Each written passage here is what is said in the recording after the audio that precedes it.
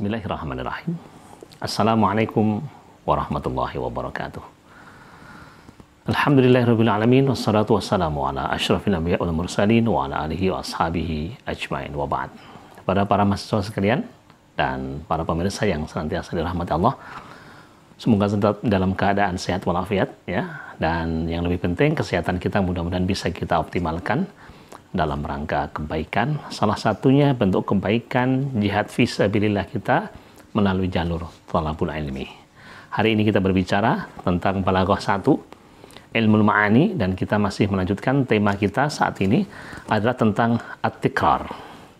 At-tikrar, ada yang membacanya dengan at-takrar ya.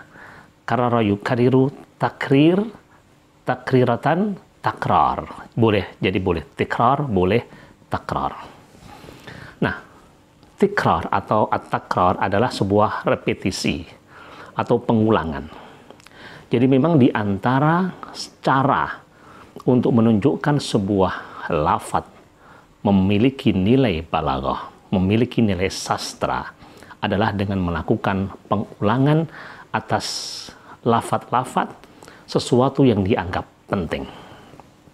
Karena itu maka dimaksudkan takrar di sini adalah pengulangan sebuah kata atau kelompok kata yang persis sama atau yang mirip, yang tentu dilakukan dengan tujuan untuk menonjolkan unsur-unsur teks tertentu. Sesungguhnya tujuan dari tikrar atau at-takrar hampir sama dengan tujuan ijaz, tujuan qasr dan lain sebagainya. Tetapi pola yang dipakai lain ya.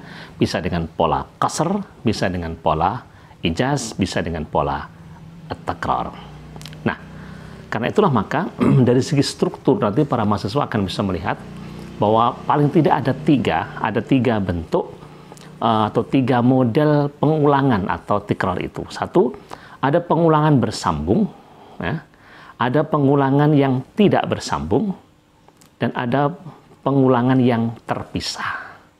Tersambung artinya di ayat itu langsung disambung atau di lafaz berikutnya, kemudian tidak bersambung ya. Yang tidak bersambung artinya di ayat itu tetapi kemudian di surat itu tetapi di ayat yang lain. Ada kalanya kemudian perulangan terpisah bahkan bisa di ayat yang di surat yang lain. Nah, itu tiga pola dari bentuk takrar atau pengulangan. Kita langsung masuk ke dalam bentuk takrar atau pengulangan yang ada. Yang pertama adalah takrar atau tikrar yang bersambung. Biasanya dihubungkan bisa dengan huruf ataf atau dengan adatul istifham. Para pemirsa, para mahasiswa bisa melihat ayat-ayat yang sudah Ustadz tayangkan di layar ini. Salah satunya adalah surat Al-Haqqah. Al-Haqqah, Mal-Haqqah, wa ma adraka mal-Haqqah. Ayat ini terjadi pengulangan kata Al-Haqqah untuk sebuah penegasan bakal datangnya hari kiamat. Ya, ini namanya pengulangan. Kemudian Al-Qari'ah, Mal-Qari'ah, wa ma adraka mal-Qari'ah. Pengulangan dalam bentuk penegasan bahwa akan datangnya hari kiamat juga. Jadi kata Al-Haqqah dengan Al-Qari'ah itu maknanya dianggap sama, yakni hari kiamat. Hari kiamat. Dalam surat Al-Qiyamah ayat 33 35, "Tsumma dzahaba ila ahlihi yatamatta aula laka fa aula tsumma aula laka fa aula." Nah, maka ayat ketiga ini sebagai penegasan atas kutukan terhadap orang kafir. Jadi ketika kutukan itu ingin ditegaskan, maka diulang. Dan ayat yang lain ya, "Alhaakumut takatsur hatta zurtumul maqabir, kalla saufa ta'lamun, tsumma kalla saufa ta'lamun." Ya. Jangan begitu, jangan berlena-lena, jangan berleha-leha, jangan sekedar memperbanyak dunia. Kamu nanti suatu saat akan tahu Benar, suatu saat kamu akan tahu. Nah, pengulangan ini sebagai penegasan akan buruknya siksa di akhirat ketika seseorang melupakan akhirat, bermegah-megah memperbanyak harta di dunia. Nah, ini adalah contoh yang pertama, yakni tikrar yang bersambung. Tikrar yang bersambung. Yang kedua, ada bentuk tikrar yang tidak bersambung. Tikrar yang tidak bersambung. Para pemirsa bisa melihat dalam surat Al-Baqarah 284. Lillahi ma fis samawati wa ma fil ard. Lillahi ma fis samawati wa ma fil ard. Ya. Jadi kata ma diulang di struktur yang lain. Jadi lillahi ma fis samawati wa ma fil ard. Ini dianggap tidak bersambung karena ini tidak langsung, tetapi di dalam struktur yang lain. Walaupun masih satu ayat. Ayat yang juga masyhur, surat At-Taghabur ayat 12. Ati'ullah wa ati'ur rasul wa ulil amri minkum. Ati'ullah wa ati'ur rasul wa ulil amri minkum. Jadi pengulangan kata ati'u terpisah oleh maf'ul bih. Ya. Terpisah oleh maf'ul bih. Melihat konteks setelahnya ada ma, ya, tetapi kata ati'u perlu mendapatkan pengulangan, ya. Jadi ati'ullah wa ati'ur rasul wa ulil amri minkum. Baik.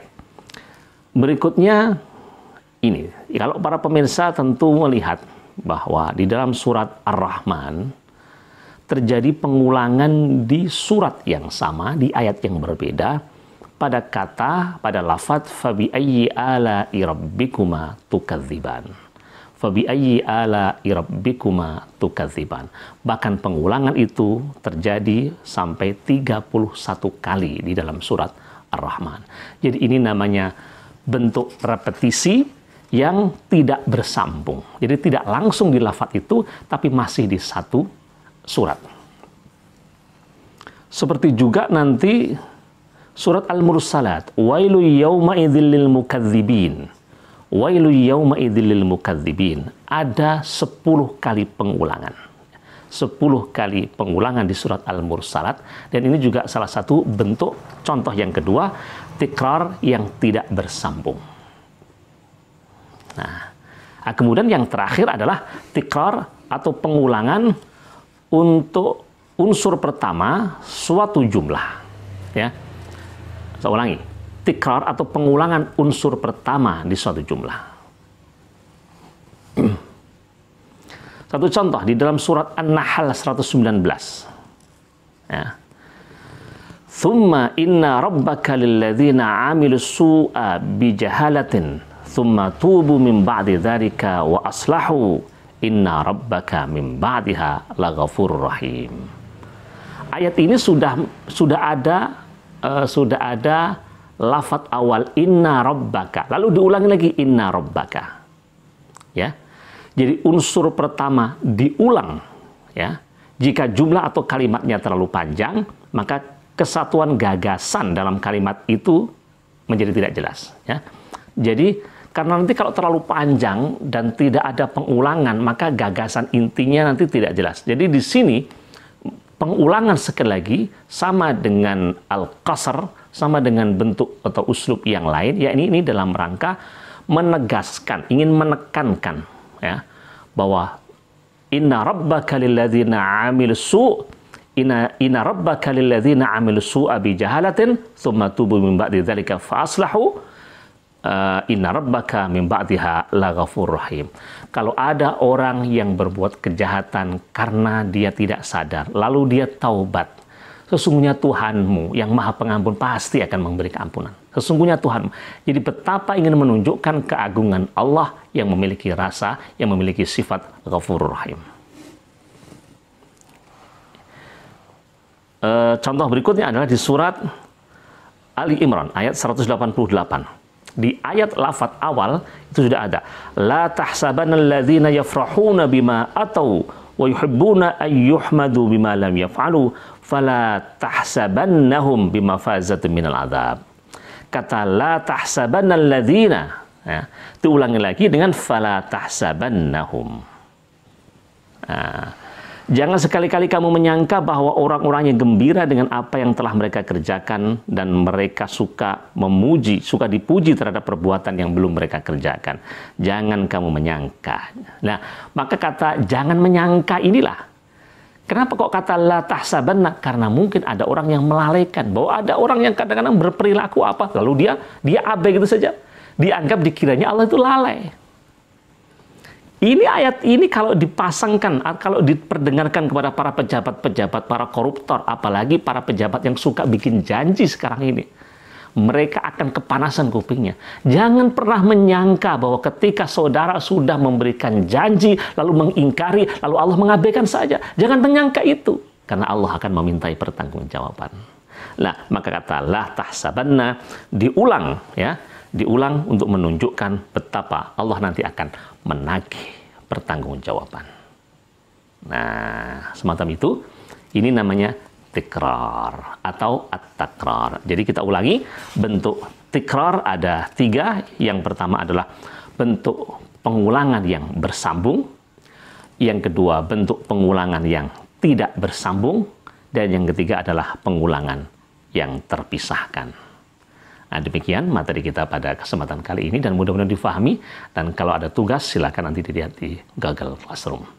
Demikian, mudah-mudahan bermanfaat. Alhamdulillahirabbil alamin. Subhanakallahumma wa bihamdika asyhadu an la ilaha illa anta astaghfiruka wa atubu ilaik. Assalamualaikum warahmatullahi wabarakatuh.